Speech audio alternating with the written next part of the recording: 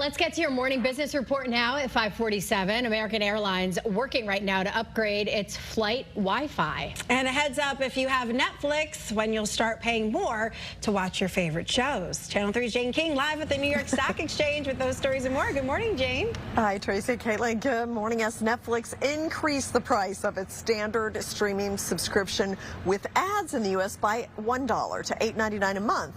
Now, the standard plan without ads rose by $2 to $19.99 a month, and then the premium plan also up by $2 to $26.99. Netflix cited the continued investment in programming as the reason for the price increase. Well, American Airlines is in talks with Starlink and Amazon to revamp in-flight internet and entertainment, that's according to Bloomberg. Now, the carrier also considering adding seat-back screens again to its narrow-body fleet. Americans under pressure from Delta and United, which have spent years investing in their onboard products. And a judge has blocked the Trump administration from labeling Anthropic as a supply chain risk and cutting off all federal work with the AI firm.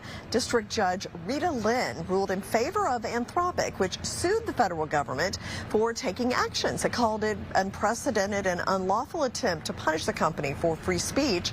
Now, the Defense Department has said that it needs to maintain the authority to use AI for all lawful purposes, and there are already restrictions in place for the particular uses that Anthropic was debating. Okay, two separate things hammered stocks yesterday. First was Iran's rejection of Washington's peace plan, and second, the landmark jury verdict against Meta and Google. And this morning, like so many Fridays lately, we're kind of quiet, taking a breather, looking at a steady start. Live from the New York Stock Exchange, I'm Jane King. Back to you.